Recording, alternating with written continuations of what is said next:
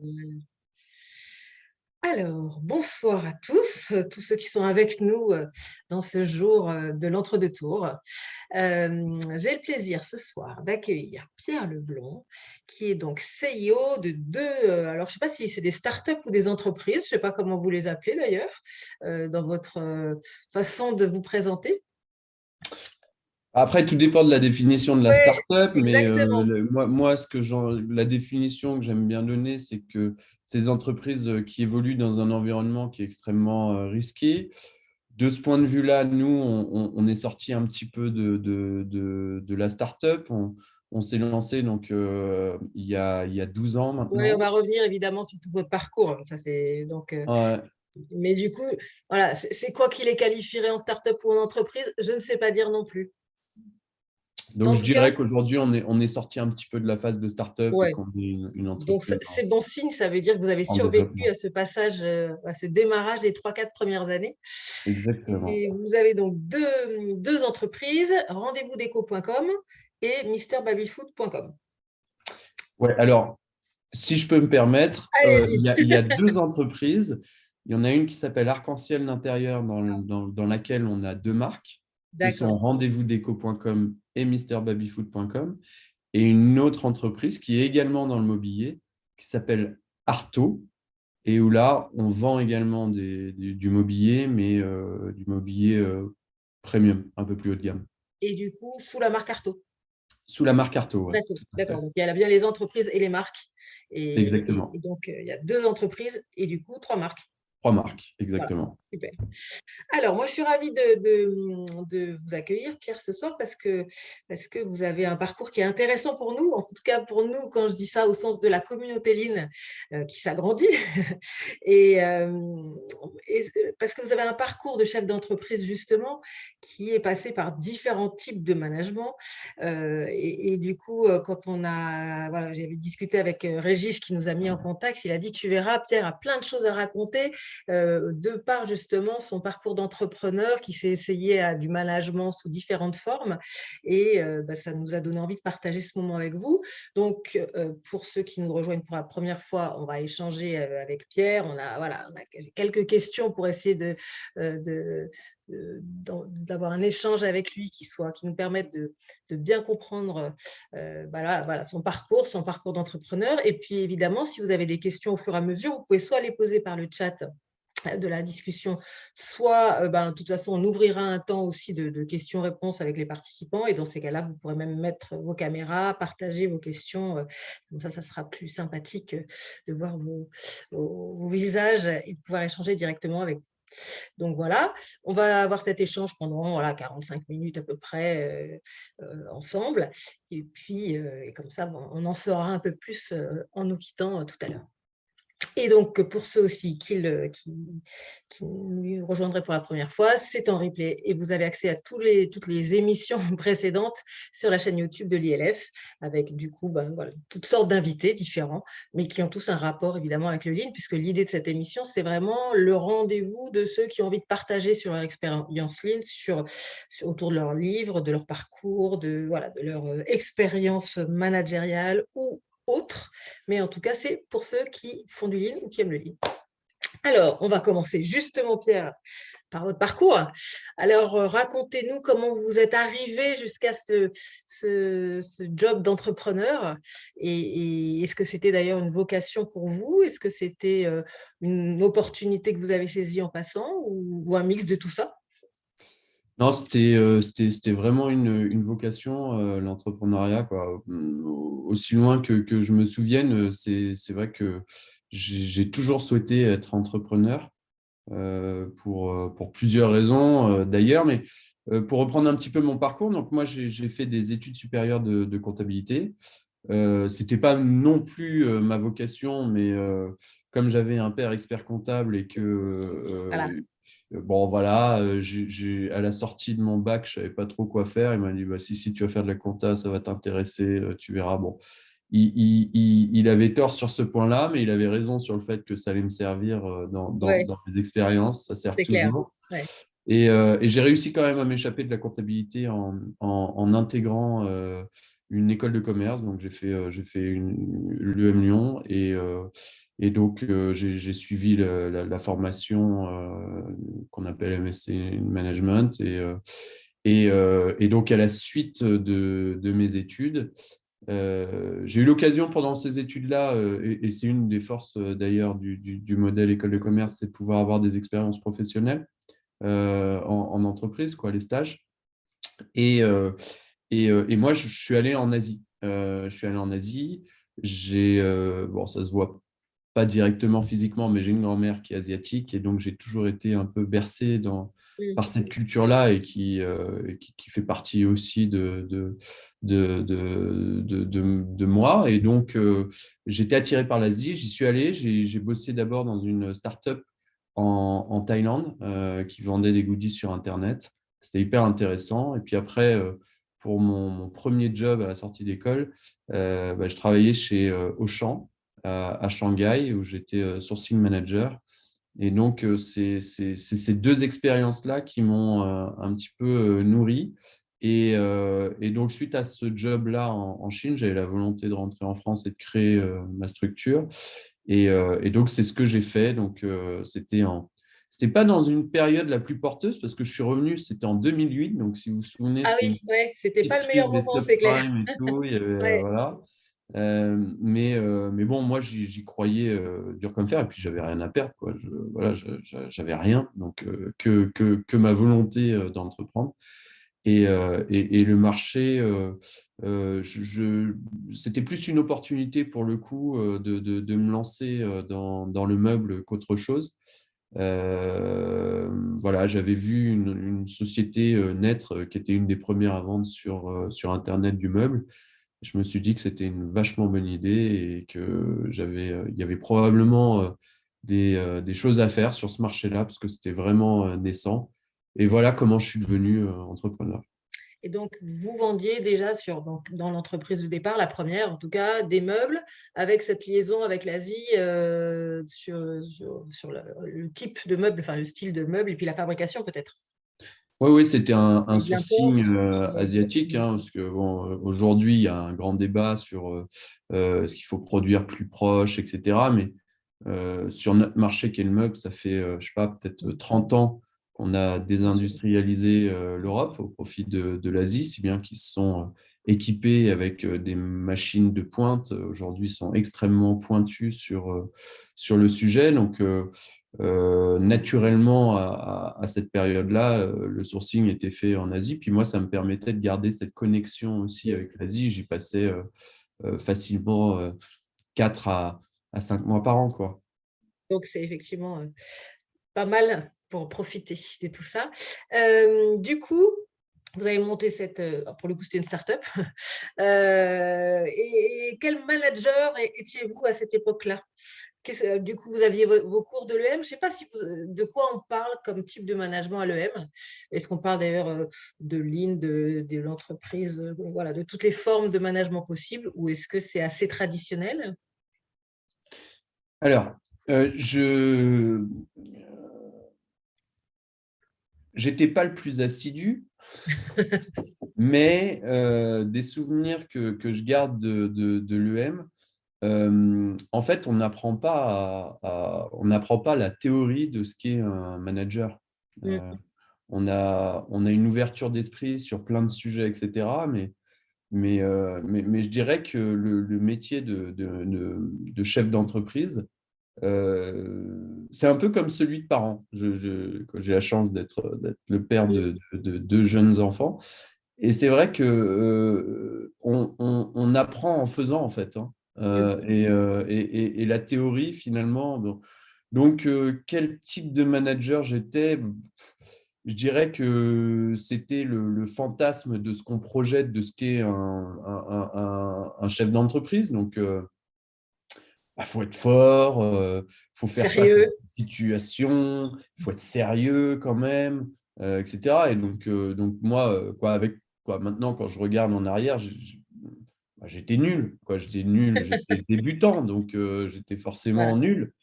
Euh, et puis avec les années, etc., c'est vrai qu'on apprend un peu à gérer ses émotions. on se développe aussi un petit peu personnellement, ce qui fait qu'on Mhm. on a un peu plus d'assises, on sait un petit peu ce que sont nos valeurs, là où on a envie d'aller, là où on peut aller. Mais c'est sûr qu'à cette période, j'ai fait plein d'erreurs, quoi. D'ailleurs, je me suis pété avec un de mes associés à l'époque qui était opérationnel. Euh, il y a 10 ans, j'étais persuadé que c'était 100% de sa faute. Aujourd'hui, je me dis, bon, j'ai ma part. Ouais, Voilà. c'est les 50-50. Vous aviez Voilà. des modèles ou pas du tout? Bah non, c'était plus des modèles comme on peut les rêver. Donc, on Euh, fantasme, voilà. ouais, Alors oui, on voit, celui de voilà, de Microsoft ou Bill Gates ou Apple. voilà, puis plus proche de nous. Moi, j'avais mon père qui était expert comptable, qui avait bien développé ses cabinets. Donc, il avait pas mal de personnes sous sa responsabilité. Donc, c'était aussi un modèle. Puis, j'avais d'autres connaissances comme ça qui inspirent forcément. Mais avec le recul, c'est vrai que un chef d'entreprise, il a son propre style, c'est singulier. Il n'y a pas un modèle qu'on peut. Il y a forcément des points communs qui font qu'on réussit ou qu'on échoue. Mais après, chacun a sa personnalité. C'est ça qui fait aussi la singularité de chaque chef d'entreprise. Du coup, alors, si je suis votre chemin, vous créez vos entreprises, votre entreprise d'abord, peut-être la première, avant d'en avoir deux. Et puis, vous posez peut-être quelques questions, parce que voilà, si on suit votre parcours, à un moment, vous tombez sur, pour le coup, alors je vais dire le concept d'entreprise libérée. Ouais. Qui commence à vous parler. Alors, je ne sais pas en quoi il vous attire d'ailleurs à l'époque voilà, et comment vous le rencontrez. Et pourquoi il a fait écho d'ailleurs à vos besoins de dirigeants par rapport à ce que vous viviez. Bah, ce qui m'a toujours guidé dans toutes mes décisions, c'était la soif de liberté. C'est d'ailleurs ça qui m'a poussé à l'entrepreneuriat. Alors, c'est un concept philosophique, la liberté. Après, il y a Oui, on est plusieurs types d'accord. de liberté. Il y a la liberté de mouvement, il y a la liberté de penser, quoi, voilà. Mais en tout cas, moi, c'était vraiment un leitmotiv qui était vraiment très fort chez moi. Et en fait, quand on est passé justement de la start-up à une société en développement, eh bien, je me rendais compte que plus les mois passaient et plus je portais de responsabilités. En fait, on était en train de glisser petit à petit, on perdait un petit peu l'émulation des débuts, des startups, ça tire dans tous les sens, etc. Un système un peu plus organisé et extrêmement pyramidal. Donc là, pour le coup, pareil, voilà, les modèles qu'on a vus, etc. Bon. Et à ce moment-là, j'ai un de mes amis qui me parle d'entreprise libérée. Bon. Quoi Et ce truc? l'impulsion, en fait, elle vient toujours du fait qu'il y a une insatisfaction. Ce qui permet de bouger dans la vie, c'est quand il y a une situation dans laquelle bon, on se dit, OK, c'est pas optimal. Et donc là, j'y vais en me disant, bon, je sais pas trop à quoi, mais déjà le mot, il me plaît, liberté, quoi, libérer, Et liberté, bien etc. écho à Ça vos faisait, besoins, à vous, en tout cas. Ouais. exactement, ça faisait écho à une valeur forte chez moi. Et là, en fait, je commence par un bouquin qui est très connu, qui s'appelle Reinventing Organization de Frédéric Monsieur Laloux. Laloux, voilà, Frédéric Laloux. Et, euh, et là, vraiment, ça me parle. Ça me parle, je me dis, mais oui, mais il a tout compris, mais c'est ça, etc. Et j'en parle à l'équipe, mais vraiment à l'époque, on était on devait être une dizaine. Et là, ça devait être en 2016, je pense, ou 2015, un truc comme ça.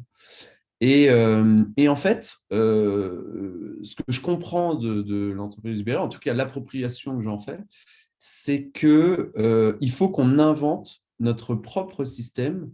Et pour le faire, il faut en fait que chacun puisse être participatif dans la construction de l'entreprise. Donc, on y passe vraiment beaucoup de temps. Je sais pas, on y consacre peut-être collectivement 2 à 3 heures par semaine. Et puis après, individuellement, chacun à des choses à construire. Et donc, ça doit être de l'ordre de la demi-journée ou un peu plus par semaine, quoi. Voilà, ça me donne une bouffée d'oxygène à ce moment-là qui est énormissime parce on est 10-12, c'est pas un organigramme de ouf, mais moi, ça change quand même pas mal de choses parce que les collaborateurs commencent à devenir vraiment responsables. Donc, en fait, c'est plus, tiens, Pierre, on fait quoi? Mais voilà, je pense qu'il faut faire ça, etc. Et donc, on a mis quelques règles en place dans l'entreprise qui étaient que justement, tous ceux qui étaient concernés par la décision de près ou de loin devaient être il devait y avoir un débat, quoi, on devait être consulté, etc. On a construit notre entreprise libérée comme ça. Et c'est vrai que c'est des bons souvenirs, toute cette période, parce que ça a vraiment donné une dynamique incroyable dans l'équipe et pendant quelques mois, années, on s'est vraiment éclaté à construire ce nouveau système en fait, d'entreprise. Et ensemble, c'est ça qui est effectivement Et ensemble. intéressant. Ouais. Ouais. Et alors, du coup, alors aujourd'hui, si on est ensemble, c'est pour parler de ce que vous faites en ce moment avec votre équipe, qui est du coup plutôt orientée vers le lean. Qu'est-ce qui vous a fait, du coup, peut-être toucher les limites de cette organisation que vous aviez bâtie ensemble et du coup rechercher une autre forme ou qui était peut-être là pour compléter d'ailleurs ce qui était quand même bon et riche encore dans ce système. Ouais, Voilà, je ne sais pas complètement. comment vous l'avez. Bah, comme on le disait tout à l'heure, en fait, ça naît forcément d'une insatisfaction. Oui, Donc, je commençais à toucher les limites de l'entreprise, du système d'entreprise tel qu'on l'avait construit. Et en fait, à ce moment-là, je me suis même pris une claque, hein, je peux le dire, c'est que j'ai une personne, donc déjà l'équipe a grandi, donc à ce moment-là, on devait être plutôt entre 15 et 20, quoi, un truc comme ça. Donc déjà, quand on construisait l'entreprise à 12, c'était génial, tout le monde participait, etc. Là, on commençait à grandir, il y en avait qui jouaient peut-être un petit peu moins le jeu, etc. Et puis, la claque que j'ai prise, c'est qu'à un moment donné, j'ai une personne qui est rentrée dans l'équipe et qui était ce qu'on appelle un manipulateur. Donc, en fait, la seule chose qui l'intéressait, c'était ses intérêts personnels. Et pour arriver à ses fins, il tordait un petit peu certains propos, il se plaignait un petit peu à certaines personnes, etc. Et là, en fait, ça a commencé à créer une drôle d'ambiance dans la boîte. Et au bout d'un moment, je me suis même rendu compte qu'on avait des systèmes, des KPI, des points de contrôle qui étaient insuffisants dans la boîte et que cette personne-là, qui était traffic manager, sur quelques mois, elle nous avait fait perdre 200 000 euros. Donc, en fait, on parle de 200 000 euros de marge. Donc, en tant que chef d'entreprise, en fait, c'est c'est pas perturbant mal. parce qu'on se Oui. dit, j'ai pas vu venir le truc. Donc, potentiellement, je me mets en danger et je mets en danger la pérennité de l'entreprise. Mm. Et ça, c'est difficilement acceptable pour un chef d'entreprise voilà, dont c'est la responsabilité en fait d'assurer la Mm. pérennité Mm. de la boîte. Et à ce moment-là, j'ai un autre ami, un ami d'ailleurs, je vais peut-être raconter la petite anecdote, c'est que quand j'ai créé Arc-en-Ciel d'intérieur, je devais m'associer avec un pote d'école. Et en fait, on s'est séparés avant même la création de la boîte parce que on avait des divergences, on avait beaucoup trop d'ego chacun à l'époque. On savait que si on continuait encore quelques mois, on ne serait plus du tout amis. Donc, on a fait le choix de chacun créer notre entreprise et lui avait créé Arto. Et donc, Arto, en fait, pour la petite histoire, eh bien, je l'ai racheté il y a un peu plus de 2 ans. Et on est de nouveau associés avec cet ami-là. Et j'en parle également parce que cet ami, c'est Alexandre Mullier. Et en fait, c'est lui qui m'a parlé de Lean. Et en fait, ça m'a tout de suite intéressé. Bah, alors, d'une part, je suis plutôt curieux de nature. D'autre part, avec Alex, on avait souvent des débats qui étaient intéressants. Et là, le fait que lui plonge là-dedans et qu'il soit aussi passionné, parce qu'il m'en a parlé, le lean, c'est comme le golf, hein, quand on accroche, on pense plus qu'à ça. Cumulé au fait que je vivais une période un petit peu difficile dans l'entreprise, je me suis dit, bon, allez, pourquoi pas? Pourquoi pas? Je vais regarder ce truc-là. Et là, il m'a mis en relation avec Régis, dont vous parliez en début d'interview. Donc, Régis Medina, qui a créé, qui est associé dans Kidney et qui assure des formations pour des entreprises qui veulent scaler, quoi, qui sont en croissance. Et, euh, et en fait, je me suis lancé en suivant un petit module de formation sur 12 semaines à raison de 2 heures par semaine avec Régis. Et en fait, oui, j'ai plongé La dedans. révélation. Ouais, vraiment, je me suis dit, mais c'est tellement évident, comment est-ce que je n'y ai pas pensé Ouais. avant, quoi. Et en fait, ça venait vraiment compléter finalement certains points qui avaient moins marché dans l'entreprise autonome.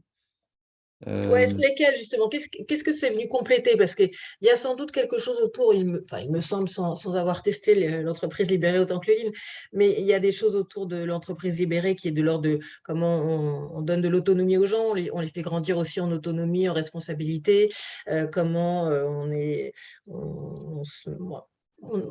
alors je ne sais pas très bien si on est orienté client, mais en tout cas, j'imagine. Mais en quoi, du coup, le Lean vous a apporté les choses qui étaient en creux dans l'entreprise libérée et sur quels aspects, justement? ouais. Alors, l'entreprise libérée, déjà, nous avait permis vraiment d'asseoir des valeurs communes. Ouais, Socialement parlant, dans l'entreprise, il y avait quand même un socle qui était là, qui était solide, même s'il se délitait un peu avec ouais, le temps après, et avec le nombre de personnes qu'on intégrait et le nombre de collaborateurs qui grandissaient. Mais ça, je dirais qu'on l'avait. Ensuite, ce qui nous manquait, c'était deux choses. La première, c'est la coordination. mm, Dans l'entreprise autonome libérée, oui, on a un principe, c'est que chacun est responsable, mais on n'a pas vraiment un système qui permet de coordonner toute l'équipe. Et donc, ça se fait de manière aléatoire et fonction aussi des affinités qu'on peut avoir dans la boîte. Ce n'est pas un système de coordination quoi, qui naît de ce type d'entreprise. Le deuxième point, et je m'en suis rendu compte avec douleur, c'est que justement, il nous manquait des points de contrôle et des KPI, et que finalement, autant la responsabilité des salariés était là, autant le fait de pouvoir repérer des situations qui étaient anormales. Et par rapport à ça, on est tous inégaux. Ça veut dire qu'il y a certains profils qui vont naturellement dire bah là, je rencontre une difficulté, etc. Et d'autres qui vont avoir plus de mal à l'exprimer. mm, Et c'est d'ailleurs dans le Lean un des fondements aussi, c'est un des piliers hein, avec le mm, J2K, c'est la chaîne net, c'est comment est-ce en fait, on permet à chaque salarié de pouvoir tirer justement le handon, quoi, oui, absolument. l'alerte. Et donc voilà, donc ces deux points-là étaient vraiment absents. Et puis le troisième, parce qu'il ne faut pas que je l'oublie, celui-là, c'est effectivement le système d'apprentissage, parce que dans l'entreprise libérée, on, on part du principe que chaque salarié va faire l'effort de son propre apprentissage. Or, c'est une illusion. Deux, je pense que c'est réellement le rôle du système qu'on met en place Mm, et de l'entreprise de favoriser et même au-delà de favoriser, d'être vraiment moteur dans la formation des collaborateurs. Et ouais, donc ça, c'est un ouais. point fondamental qui était absent de notre système à nous. Ouais, et alors, moi qui ai un peu lu sur l'entreprise libérée, sur l'holacratie aussi, sur d'autres formes justement d'organisation, je trouve que c'est vraiment ça qui est sans doute différenciant entre ces approches-là, qui sont humainement intéressantes, mais effectivement assez pauvres en termes de concepts ou de théories sur l'apprentissage. Et dans l'holacratie, où il est question de rôle, de cercle, etc., on ne sait pas justement non plus qui prend en charge le développement des équipes et qui prend en charge le développement des équipes sur les bons sujets. Parce qu'il ne s'agit pas simplement de l'apprentissage pour apprendre, mais bien de l'apprentissage pour apprendre sur les bons sujets sur lesquels on a repéré des difficultés et sur lesquels il est donc nécessaire d'apprendre pour développer la boîte. Donc, effectivement, il y a ce système extrêmement structurant, même pour l'apprentissage. Et c'est vrai que là-dessus, quand je vous entends, je vois très bien aussi ce creux et je comprends, évidemment, je trouve ça fondamental, mais c'est intéressant de l'entendre dans quelqu'un qui a expérimenté les deux systèmes. Bon, alors du coup, vous avez absorbé, entre guillemets, cette nouvelle pratique. Comment ça s'est passé avec vos équipes? Ils ont été surpris, ils ont adoré, ils ont détesté, je ne sais pas. En fait, la manière dont je m'y suis pris, c'est que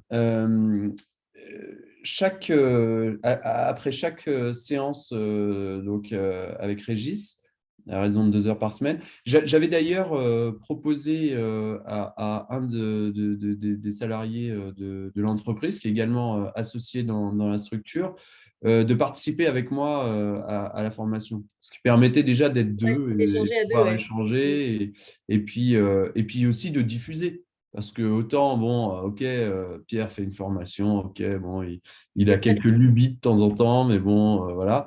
Et là, en fait, après chaque session de formation, on faisait une restitution à l'équipe.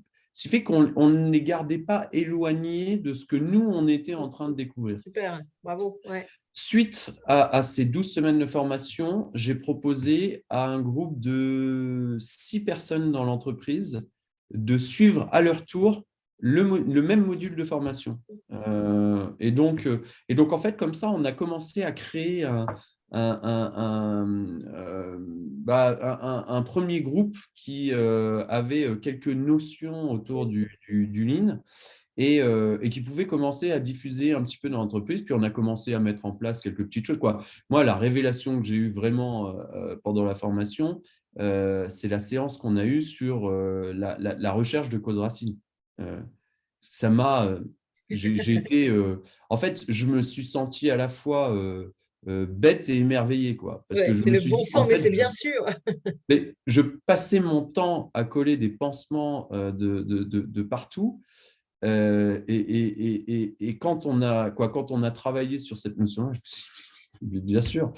Et d'ailleurs, c'est à partir de ce moment-là qu'on a commencé à mettre en place une pratique du Lean dans l'entreprise, parce qu'on a commencé par justement les causes racines, par arrêter et se rendre compte qu'en fait, notre quotidien était fait de pansements et qu'il ne nous porterait pas sur le long terme. Donc Et ça, c'est difficile de ouais, construire en fait sur le long terme si jamais on ne fait ouais, que régler l'instant, quoi. c'est clair. Et là, vraiment, quoi, je me souviens même quoi, une anecdote, mais c'est qu'en fait, on devait préparer pour la session une RP, donc une résolution de problème. Mm. Et du coup, relation client, bon, voilà, quand on a des tas de problèmes, hein, donc c'est facile d'en trouver.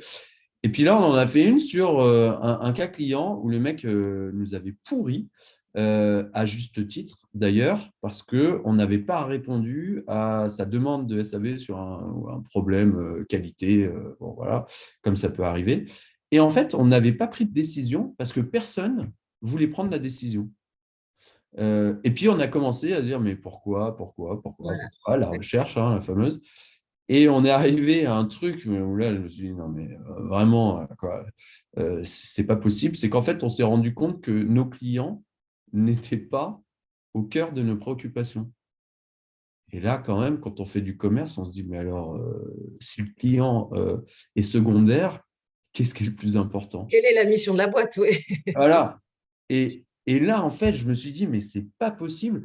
Et voilà. Et donc, à partir de ce moment-là, on a commencé à avoir une pratique. Après, moi, j'ai rejoint donc Régis dans un groupe pendant une année sur un suivi, quoi. Tous les mois, on avait une Mm. journée autour du Lean, ce qui m'a permis de parfaire ma connaissance du Lean à côté de mes lectures, parce que j'ai commencé aussi à me former par moi-même, quoi. Le Bien Lean sûr. étant un système d'apprentissage, il ne fallait Il pas que faut apprendre. j'attende. Voilà, faut être aussi un peu autonome Ouais. dans la démarche. Donc, c'est ce que j'ai fait.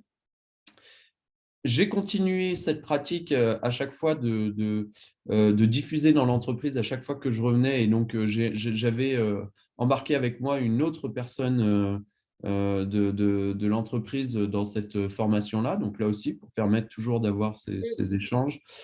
Et donc, ça a duré 1 an. Et puis, depuis quelques temps maintenant, je suis accompagné par 2 sensei, dont un que vous Voilà, connaissez bien. les deux, je connais les deux. Ah, les deux? Bon, bah, Ouais, voilà. Donc Jacques et Philippe, Jacques ouais. Chaise et Philippe Fresneau, qui m'accompagnent de manière plus individualisée dans C'est l'entreprise. vraiment ciblé sur cette fois-ci autour de la boîte et vos besoins enfin, de Bah, là, dirigeants. clairement, ils viennent dans l'entreprise faire des Mm. gembas. Voilà. Mm. J'ai adoré l'anecdote là sur les clients qui ne sont pas au cœur finalement des préoccupations. Ça montre bien, hein, ça montre bien que le lean pour moi c'est vraiment ça rend avec les outils du lean, ça rend explicite l'implicite et toutes les pensées ou les représentations de nos pensées. Et du coup, ça nous permet, si en tout cas on est, euh, on le joue finement, en tout cas, ça nous permet vraiment d'avoir accès à nos pensées, celles de nos collaborateurs, celles de nos collègues, etc. Et de pouvoir en discuter, alors que souvent, ça reste au niveau implicite. Et c'est ça qui est vraiment une des grandes forces, je trouve, parce que tout d'un coup, on se trouve à pouvoir échanger sur vraiment qu'est-ce qu'on avait en tête, qu'on n'avait pas vu, et qui va nous permettre du coup de réfléchir ensemble à qu'est-ce qu'on veut en faire de ces pensées-là. Est-ce qu'on veut les faire bouger? Est-ce que c'est normal, pas normal? Voilà. Enfin, mais en tout cas, on peut en faire quelque chose. Et ça, c'est vraiment extrêmement précieux comme exemple parce que c'est pas aussi fréquent qu'on arrive même dans les pourquoi à formaliser les choses comme ça ou à se le formuler comme ça Mm. et à remonter jusqu'au modèle mental qui était dans nos têtes et qui drivait du coup nos actions sans qu'on s'en rende compte réellement, quoi. Donc, c'est un très bel exemple. Ouais. Ouais, le Lean permet d'avoir une visualisation Ouais, de ce qui est en train de se passer. Et, en euh, plus. Ouais. et c'est Mm, vrai que pour un chef d'entreprise, c'est précieux parce que bon, aujourd'hui, nous, on est une petite quarantaine et c'est vrai que euh, quand une société grandit, on n'a plus le contact comme on pouvait l'avoir avec chacun bien sûr. autour du café, une pause, etc. Et donc, si on n'a pas un système qui permet justement de révéler et de coordonner en même temps, parce que c'est vrai que la visualisation, elle est ultra importante. Donc, à travers savoir ce qui se passe, hein, Mm, sans se cacher, en fait. Et donc, on a mis en place, en fait, tout un système d'apprentissage dans l'entreprise pour justement permettre à chacun, au quotidien, eh bien de pouvoir prendre ce recul sur ce qu'il est en train de mm, produire. mm. Donc, en fait, c'est une partie analytique sur la production et chose qui est aussi une grosse différence par rapport aux autres systèmes, c'est que on fait appel à l'intelligence de chacun. Et de ce point de vue-là, le lean, et moi j'aime bien, quoi, en tout cas je me reconnais dans ce qu'on appelle la philosophie lean, parce que c'est vraiment ça, c'est un outil de développement personnel, hein, le lean. Parce que, Et collectif, euh, et personnel collectif, et collectif, les deux et en même temps. collectif. Ouais. Mais collectif parce que personnel. Ça veut dire Oui, que absolument. Ça va comme ensemble. chacun Ouais. voilà, grandit, ça permet aussi de faire Mm, grandir le collectif. mm, Et ça, de ce point de vue-là, c'est extrêmement puissant, quoi. mm. Ouais. Est-ce que voilà, vous avez en tête je sais pas, une première satisfaction ou la première satisfaction de cette intelligence collective qui est Ah, j'en ai plein, quoi. Honnêtement, des satisfactions, j'en ai ouais. tous les jours, mais la dernière, la dernière, la dernière, elle est un peu dure, mais bon, je la dis quand même, c'est que j'ai un de mes team leaders. Donc, nous, on est organisé avec des team leaders, quoi. Voilà, donc l'héritage de l'entreprise libérée, c'est que il y a pas vraiment de rôle hiérarchique à travers ce team leader, mais plutôt une personne qui a plus d'expérience, qui a aussi les aptitudes pour permettre à toute l'équipe de pouvoir grandir, d'organiser, etc. Et donc, un de mes team leaders qui vient me voir et qui me dit bon, Pierre, il faut que je te dise un truc. Alors, je lui dis ouais, vas-y. Il me dit je me rends compte qu'en fait, je n'ai rien compris aux lignes jusqu'à hier. Je lui dis ah bon, c'est-à-dire?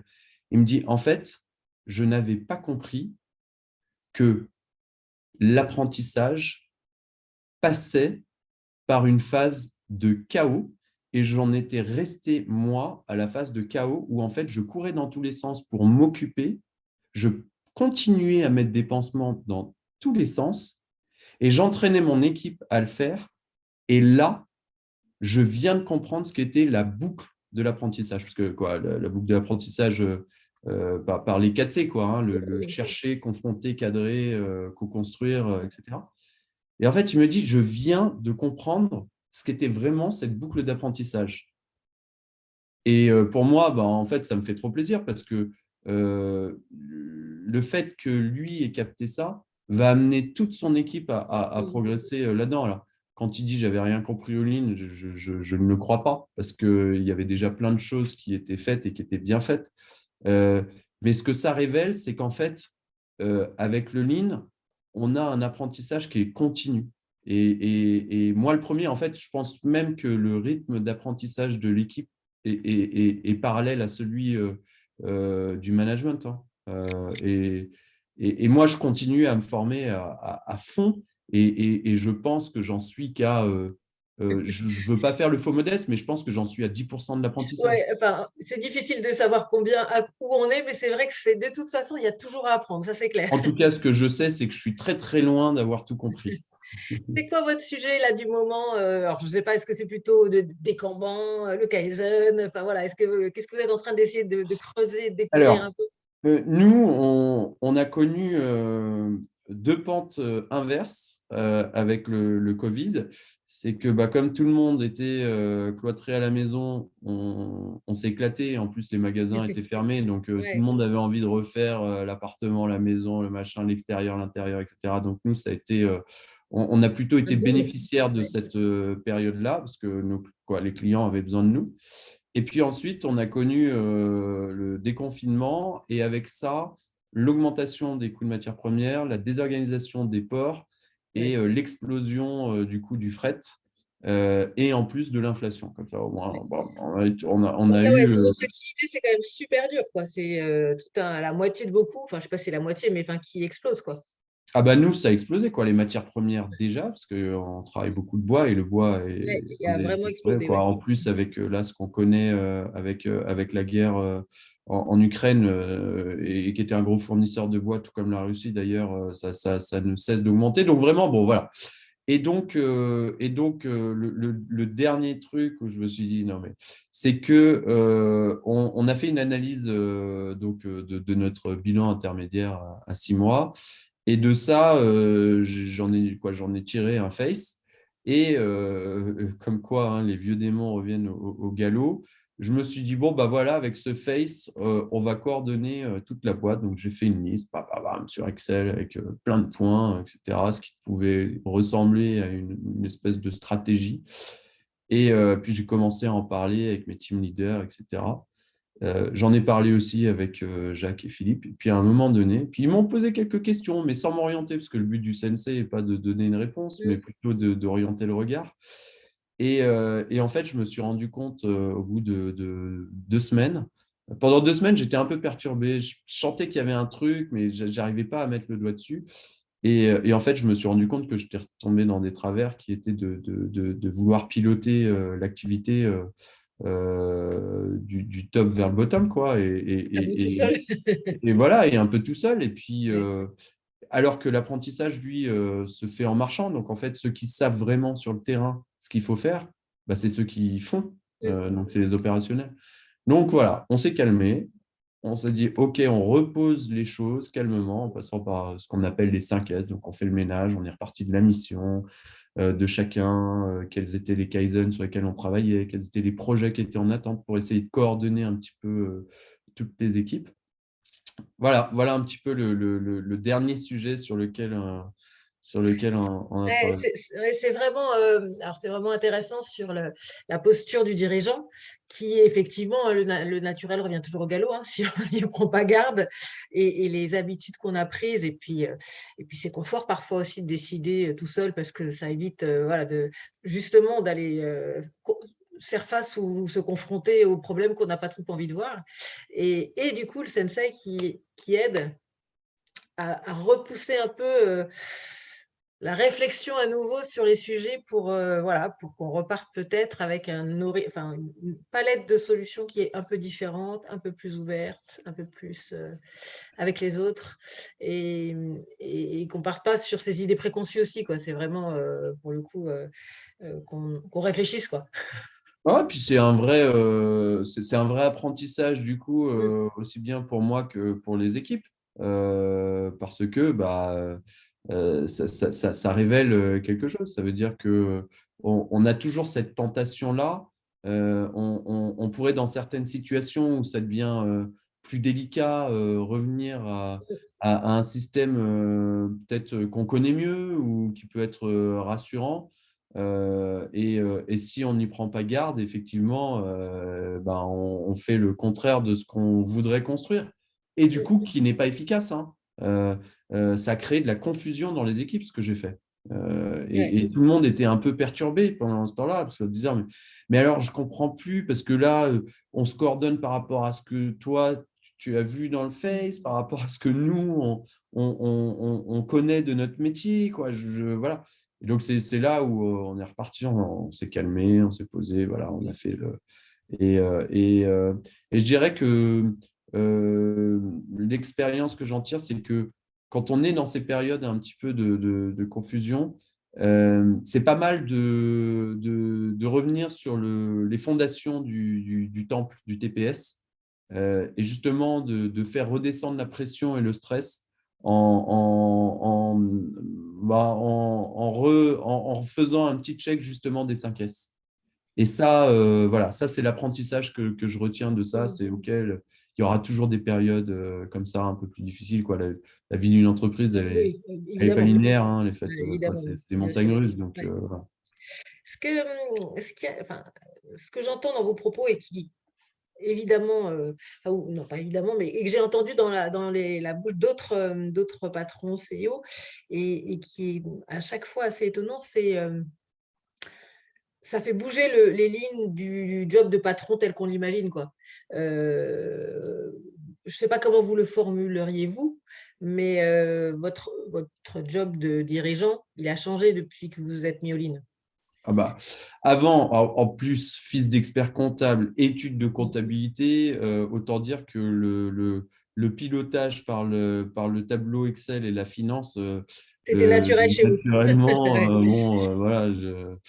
Et aujourd'hui, c'est beaucoup moins le cas. Donc, évidemment qu'il faut suivre les indicateurs Bien sûr. financiers, je veux dire, c'est naturel. Mais aujourd'hui, on a beaucoup d'indicateurs qui sont qualitatifs. Le NPS, la note qu'on peut avoir Mm. aussi sur Trustpilot, ce que disent nos clients de nous, la voix du client est devenue extrêmement importante. C'est marrant parce que à l'époque, la relation client, pour nous, c'était vraiment le pot pourri, quoi. On se disait, mais ces mecs-là sont nuls. Ils passent leur On temps à serait régler des tellement mieux sans nos problèmes. clients. Oh là là, mais vraiment, ils ont que des problèmes avec les clients. Ouais. Sans se dire, ah bah tiens, mais en fait, non, c'est juste qu'ils récoltent tout ce qu'avant on fait mal, en fait. Et aujourd'hui, la relation client, en fait, elle a un rôle qui est central dans l'entreprise, si bien qu'on a même mis en place un système roulant à la relation client, où toute la boîte passe à la relation client, et ce qui leur permet, en fait, d'être vraiment au contact du client, et la voix du client, la préférence des clients, ce qu'on fait mal, eh Ils bien, l'entendent en ils en direct, c'est ont ça? un Ouais. écho direct. Et c'est vrai que Ouais. quand on fait face, c'est différent de quand on se le voit raconter. Ouais. On perd un petit peu ouais, la proximité avec Mm. vraiment ce qui ne va pas, quoi. Et, Ouais, ouais. euh, Et en même temps, ça permet de prendre une certaine distance, de l'entendre de la voix de quelqu'un d'autre. Donc là, on a trouvé cette expérience Ouais, c'est une super idée, vraiment ouais. salutaire. Après, à voir si ça marche dans le temps ou si ça a de l'intérêt, mais en tout cas, comme ça, là, pour que chacun se rappelle un peu de, bah, voilà, qui bosse pour un client, c'est assez intéressant, ouais. Bah, la place du client dans le lean, quoi, c'est le Ouais, toi. Hein. C'est en fait c'est quelle clair. valeur je crée pour mes Mm. clients. Et c'est vrai que nous, on avait tendance à les voir un petit peu comme un moyen d'atteindre nos objectifs. Et aujourd'hui, en fait, on essaye de les traiter comme des amis, quoi, à qui on essaye de faciliter la vie. Et c'est vrai que c'est d'ailleurs, et ça, c'est une grande fierté, ce qui est plébiscité, c'est que évidemment qu'on n'est pas parfait, qu'il y a des problèmes. Puis en plus, nous, on externalise notre transport, etc. Donc, Double problème, ouais, ça. on ne peut Ouais. pas tout maîtriser. Et en revanche, on ne laissera jamais tomber un client. Et donc, on Mm. est toujours présent, et même quand c'est difficile, et on ne se cache pas. Et ça, c'est vrai que c'est une vraie évolution Mm. aussi qui est arrivée avec le lean. Et qui plaît, enfin, qui plaît ou qui est apprécié par toutes les équipes ou enfin, qui redonne un but commun assez, Ouais, c'est assez ça, c'est qu'on est lisible et aligné. mobilisateur? On est Ouais, aligné, en fait. ouais. Ce qu'on fait, ce n'est qu'au service de nos clients. Et d'ailleurs, je précise que ce soit nos clients externes ou internes, hein, parce que je Mm. suis développeur, je suis graphiste, je travaille à la logistique, Mm. mes clients sont internes principalement. Et pour autant, j'essaye de leur faciliter la vie et je mets une tension à essayer de mieux les servir. Et ça, c'est vraiment un dénominateur commun dans toutes les équipes. On a vraiment bien compris cette partie-là Mm. et qui est fondamentale, hein, Absolument. pour réussir dans tout commerce, quoi. Ouais, c'est ce qui tire, hein, c'est clair. Mm. Alors moi, j'ai encore quelques questions, mais le temps passe très vite. Je ne sais pas si parmi nos participants, certains en ont et veulent les poser directement à Pierre, ou si j'enchaîne avec les miennes. Mais manifestez-vous si vous en avez, n'hésitez pas. Ne soyez pas timide. Et voilà, alors soit par la discussion, soit en ouvrant vos caméras. Je vais attendre encore quelques secondes et sinon, je poserai les miennes. Alors, je vais enchaîner, mais n'hésitez pas si vous voulez, en tout cas, ouvrir vos caméras. Euh, comment vous en... Ça, c'est un mystère pour nous qui faisons du lean et qui trouveront ça tellement intéressant et ça permet d'amener les boîtes souvent plus loin que ce qu'on imagine. Comment vous en parlez autour de vous, à vos collègues CIO? Enfin, j'imagine que vous êtes dans des réseaux de patrons, voilà, soit localement, soit dans votre métier. Enfin, qu'est-ce que vous en dites? Alors, déjà, la mission de rendre le lean vraiment, de rendre au lean sa place en tant que vrai système d'entreprise, ça, c'est la mission de Kinley, ce n'est pas la mienne. Mais il m'arrive néanmoins d'en parler avec des patrons. Non, je dirais qu'il y a deux réactions, hein. La Ouais. première, c'est j'écoute, j'entends, c'est sympa, voilà, mais finalement, bon, le système que j'ai en place me convient bien et voilà. Et puis, il y en a d'autres qui, justement, peut-être vivent des situations un peu plus difficiles dans leur management ou qui sentent qu'ils atteignent une limite, etc. Et qui, du coup, sont hyper intéressés. Et moi, j'ai plusieurs potes chefs d'entreprise qui se sont lancés et qui suivent aujourd'hui des formations avec Régis, Philippe, Oui, enfin, voilà, en tout cas, et qui qui se commence à sont, être en tout cas. et qui se sont lancés effectivement dans le lean, ouais. Donc, mais, euh, mais en tout cas, ce que je pense, c'est que c'est dommage que dans le système d'enseignement, il n'y ait pas une petite place qui soit réservée quand même au lean, parce que je pense que si on l'avait vu en cours, c'est peut-être quelque chose qui m'aurait, voilà, auquel je me serais intéressé plus tôt. Donc moi, en tout cas, je participerai avec quoi. Vraiment, j'en parle volontiers. Et d'ailleurs, c'est pour ça que je Oui, participe absolument. ce soir, quoi. Voilà, Et merci trouve que beaucoup. c'est Ouais, intéressant quoi, de partager son expérience. Et j'invite d'ailleurs euh, tous ceux qui sont intéressés par le Lean à échanger aussi avec des patrons qui ont mis en place le Lean. Et moi, je l'ai fait absolument. dernièrement. et j'ai trouvé que c'était super et que ça donne de l'énergie de voir aussi quelle forme ça peut prendre ailleurs. Ça peut être aussi un peu inspirant sur certains points, quoi. Voilà. C'est important de rejoindre des réseaux. Et d'ailleurs, moi, je suis à Lyon, quoi, la société est à Lyon. Et je rencontre dans 2 semaines une boîte aussi qui fait du lean. On va essayer de créer aussi un petit écosystème à Lyon autour du lean, quoi. Donc, on va voir quelle forme ça peut prendre. Mais... Ouais, c'est super. Enfin, c'est super parce qu'effectivement, c'est soutenant, ça soutient d'ailleurs, et ça se développe beaucoup. Où c'est très aidant ces communautés de pratique qu'on peut avoir avec des pairs justement pour échanger et pour alors à la fois apprendre ensemble, se challenger, aller enfin peut-être pas faire le sensei de l'autre, mais presque aussi. C'est cette idée de chez nous, on voit pas les choses de la même manière, et quand on va chez les autres, on les voit aussi avec des yeux un petit peu différents, et on peut aider chacun aussi du coup à regarder ça avec d'autres yeux. Et c'est vrai que c'est super ça. C'est quoi votre prochain challenge? Oh, j'en ai plein. J'ai que ça. Non, mais je dirais que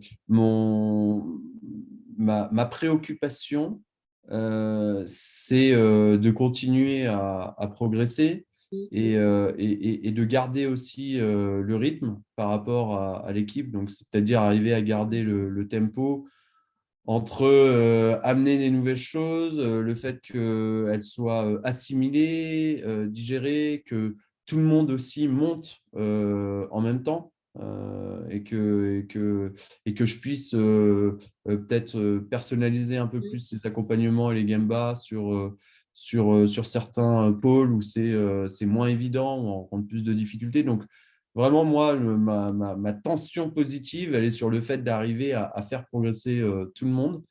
Et puis, moi en premier lieu, quoi, parce que en fait, étant donné que ça suit le rythme, quoi, je suis un peu le sensei de la boîte en interne. Bien sûr. Donc finalement, il faut que moi aussi je perfectionne ma pratique. Et donc c'est ce que je fais. Bah là, voilà, là, je viens de le recevoir, hein, celui-là. Il est tout neuf. Je n'ai pas encore attaqué, mais voilà, Très c'est bien. le Bah, prochain bouquin que je voilà. vais. Eh ben, enfin, il n'y a pas tout, mais il y a beaucoup de choses, ça c'est clair. Ouais. Et notamment, on parle pas mal du Kanban d'une manière assez simple, donc c'est pas mal pour comprendre aussi à quoi ça peut servir, Ouais. puisque ça fait partie, enfin, c'est vraiment la suite de la résolution de problèmes, enfin voilà. Enfin, c'est d'ailleurs même à l'origine de la résolution de problèmes. Mm, mm, mm. Donc, très intéressant. Ah, une petite question. Bonsoir Marianne. Oui, bonsoir.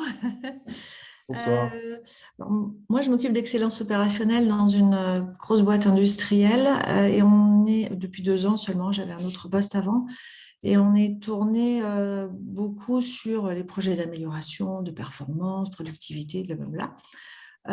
Et je découvre le Lean depuis plusieurs mois, et plus je découvre, plus j'adore. Et j'aimerais un conseil sur comment convaincre mon directeur de changer un petit peu son fusil d'épaule et d'aller moins chercher le client comme un moyen d'atteindre ses objectifs financiers, plutôt que comme, voilà, comment remettre le client au milieu, comment le convaincre lui d'aller se former, de s'ouvrir, d'aller sur un salon, enfin voilà, pas facile. C'est une très bonne question et elle n'est pas facile. Non, non. Alors bon, moi, je n'ai pas été confronté à ça. Donc, c'est vrai que je n'ai pas l'expérience, en tout cas, d'avoir à le vivre, mais j'ai eu l'expérience de convaincre mon équipe de me suivre dans cette pratique-là. Ouais. Mais ce qui est quand même plus facile, parce que compte tenu de ma position, bon, voilà. D'ailleurs, suite à la mise en place du Lean, sur une trentaine de personnes, à l'époque, on a eu un seul départ. Euh, mais je dirais que il y a peut-être deux choses. La première, c'est qu'il y a un livre qui est assez facile, et Annelise, vous n'allez pas me contredire On là-dessus, va qui voir. s'appelle Apprendre à apprendre. Je ne peux pas vous contredire, oui. Et qui pose des bons fondamentaux Ouais. justement sur l'apprentissage et qui est un des fondements, quoi, si ce n'est le fondement du Lean. Et puis ensuite, il existe quand même un certain nombre de vidéos sur le sujet et peut-être qu'il pourrait parler, parce que vous parlez d'excellence opérationnelle, etc., quoi, sur des sujets justement de production avec des résultats qui sont assez éloquents. Et peut-être que c'est un bon moyen justement d'aborder la question parce qu'elle est proche finalement de ce qu'on Ouais, attend ouais. en termes de résultats et qui permettent en fait peut-être de planter une graine et derrière de l'alimenter en disant ah mais il existe aussi par exemple un Lean Summit qui aura lieu en juin et qui regroupe aussi pas mal Oui, oui, de alors je chefs me suis d'entreprise. inscrite, j'ai essayé, je me dis, ce serait bien que tu viennes avec moi, tu verras, ça va être super. Alors, il a commencé à reconnaître que, comment dire, il n'en savait pas grand-chose sur le Lean. Et donc, voilà, c'est déjà un début. Oui, c'est absolument. Voilà, mais bon, voilà, j'ai pas encore convaincu. Et puis là, on est en train de refaire encore une transformation dans l'entreprise, mais sans parler de ça et sans. Ah bon. Pour compléter aussi en termes de conseils de lecture ou de vidéos de patron, en Oui, conseil de lecture pour un patron, moi je trouve que le bouquin de Art Burn qui s'appelle Virage Lean est très intéressant parce que c'est vraiment un patron au sens un patron d'une boîte industrielle qui arrive et qui a aucun état d'âme entre guillemets et qui d'ailleurs au départ de sa vie dans des entreprises très classiques avant de se lancer dans le lean, mais tout d'un coup, il comprend que finalement, en faisant du lean, il est sans doute assis sur une mine d'or et qu'il va pouvoir avoir accès à la mine d'or. Alors, ce n'est pas le Gold Mine qui est aussi une mine d'or de Michael Ballet, mais qui est très bien aussi. Mais je trouve que là, c'est vraiment un témoignage de patron qui est très simple, très simple. Et on ne peut pas lire ce livre et se dire waouh, et il faudrait rester peut-être que j'essaye insensible. un truc, quoi. Ouais, Voilà. Donc, je ouais, trouve que c'est pour un patron, moi, je trouve que c'est très approprié. Et effectivement, ça lui raconte une histoire. C'est une histoire vraie en plus, évidemment. Hein, c'est un ouais, témoignage. Et après, du coup, s'il est vraiment intéressé, il peut effectivement aller chercher plus des livres de type le management lean que vient de montrer Pierre ou apprendre à apprendre, que évidemment, je vous conseillerais forcément puisque je suis une des co-auteurs. Mais du coup, sur hmm, la conviction, il me semble que le heartburn peut être aussi un bon pas mal. déclencheur. Et Ok. d'un point de vue vidéo, alors vous pouvez aller évidemment sur la chaîne YouTube de l'Institut Lean France, mais notamment dans la série Les patrons un peu qui ont de la visibilité, qui sont connus sur des boîtes du coup qui sont un peu voilà, qui est connues du grand public. Alors je ne sais pas dans quel secteur vous êtes, mais Nicolas Chartier d'Aramis c'est quand même assez intéressant parce qu'il a une bonne visibilité, il est sérieux, il est tellement sérieux que sa boîte vient quand même d'entrer en bourse, donc il a vraiment développer sa boîte avec le lean et il l'explique très bien et très simplement et il dit qu'il a c'est vraiment son changement de management à lui, de s'occuper des clients et de s'occuper de ses équipes qui globalement a permis à sa boîte de se développer. Donc notamment le témoignage qu'il avait fait au Lean Summit 2018 et donc qui doit être dans la chaîne YouTube, hein, vous le trouverez, est vraiment très, très explicite aussi de ce point de vue-là. Hein, et il commence d'ailleurs par dire à un moment, enfin je l'ai revu il n'y a pas longtemps justement, il dit, bon, à tous ceux qui font de l'excellence opérationnelle et qui pensent avoir des résultats comme ça, si vous ne changez pas vous-même et si vous ne pensez pas à regarder différemment votre entreprise, vos clients, etc., vous n'y arriverez pas. Si vous voulez vraiment développer votre boîte et qu'elle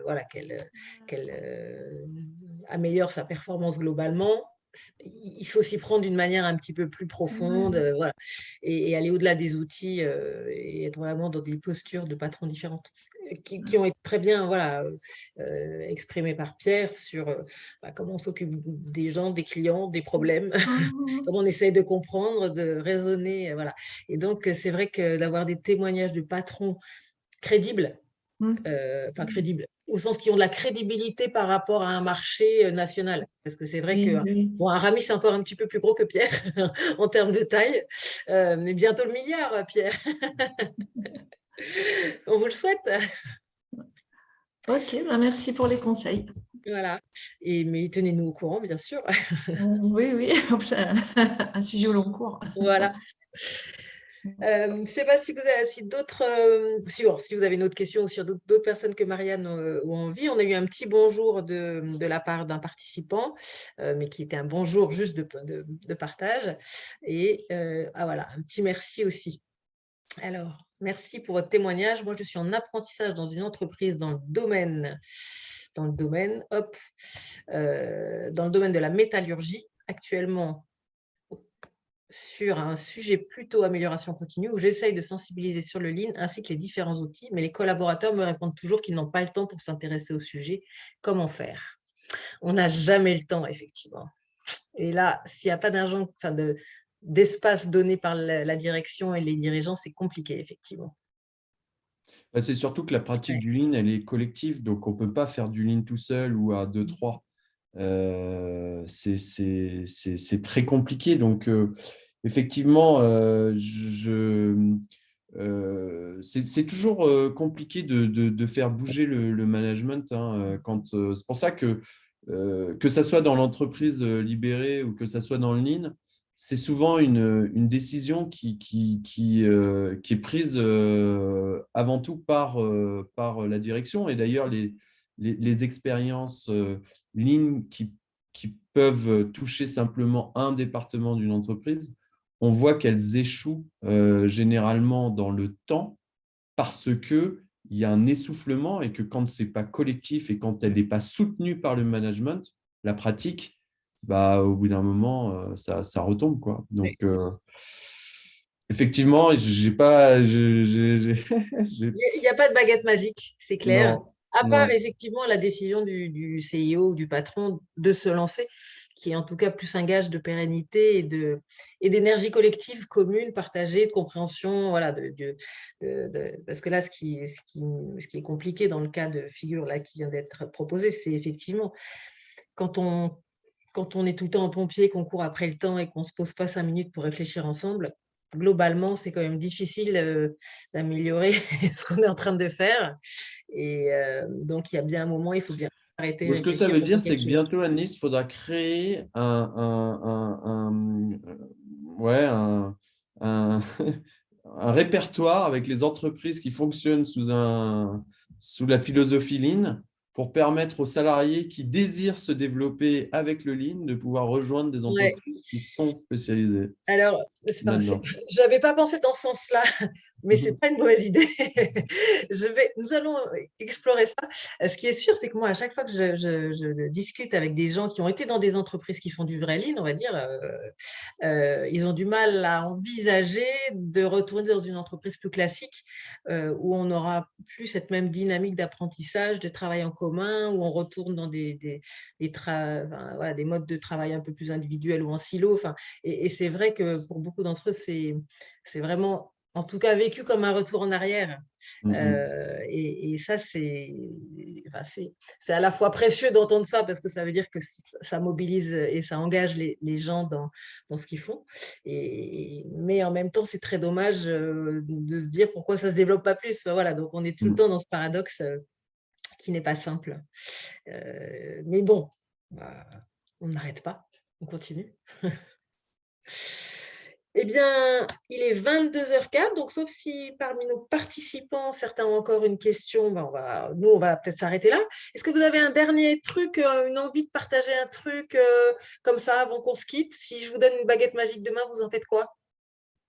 Ah, euh, ah, j'hésiterais quand même, hein. Non, mais je dirais que moi, aujourd'hui, comme on le disait, le contexte n'est pas forcément hyper simple pour nous actuellement. Ouais, On ne se plaint pas non plus parce que, mine de rien, on tire quand même notre épingle du jeu et on continue de progresser, on continue d'apprendre, on a plein de perspectives, on a, quoi, voilà, mais ouais, mon souhait, c'est de continuer dans cette dynamique et qu'on puisse être demain encore plus performant dans ce qu'on essaye de construire.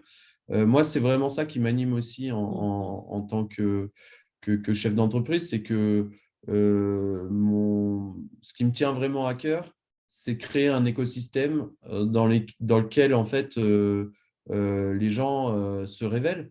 Et moi, je suis intimement persuadé que ce qui rend heureux dans la vie, c'est de révéler son plein potentiel. ouais, Et en fait, absolument. ce que j'aimerais créer comme écosystème, c'est justement un endroit où tous ceux qui participent, aussi bien les collaborateurs que d'ailleurs nos partenaires, hein, parce qu'on travaille avec des partenaires depuis plus de 10 ans pour certains, et que ça puisse être un terreau justement pour permettre à chacun de pouvoir se développer. Voilà. Ouais, super. Et si on peut continuer à le faire et que je peux apporter, moi, ma petite contribution à ça, bah, franchement, ça me suffit. Et ben, c'est un super beau projet. Merci de l'avoir partagé avec nous. Et on espère que Merci à ça va vous. marcher, même sans baguette magique. Ouais. Mais que voilà, on se revoit, on se donne En tout rendez-vous cas, on pendant tout. compte pas sur la baguette magique, hein, dans Non, ce- avec le Lean, on compte pas sur la baguette magique, on compte sur les hommes et les potentiels voilà, qui sont là. Merci beaucoup, Pierre, pour ce partage de votre vie de CEO voilà, qui est en Avec plein plaisir. apprentissage. C'était super. On se retrouve alors le 18 mai prochain et là, on va justement alors parler de livres. Je ne sais pas encore de combien de livres. Un livre, deux livres, trois livres, quatre livres, on va voir. Il y a plein de livres qui vont sortir à l'occasion du Lean Summit. Et donc, ben, si ces livres arrivent bien, j'espère qu'on en parlera, sans doute avec Catherine, sans doute avec Régis aussi, Catherine Chabiron, pardon, Régis Medina, François Lopez qui vient de traduire aussi un grand classique du Lean anglais, enfin américain, qui est le Managing to Learn. Voilà, encore d'autres qui vont arriver. Donc, on aura un panel d'auteurs pour parler de plein de livres et de plein de façons différentes d'aborder le Lean et c'est ça qui est chouette. Voilà. Merci à tous. Je vous souhaite une bonne fin de soirée, peut-être avec nos futurs candidats ou pas, mais en tout cas, à très bientôt pour nos prochains échanges autour du Lean. Bonne soirée. Merci, bonne soirée.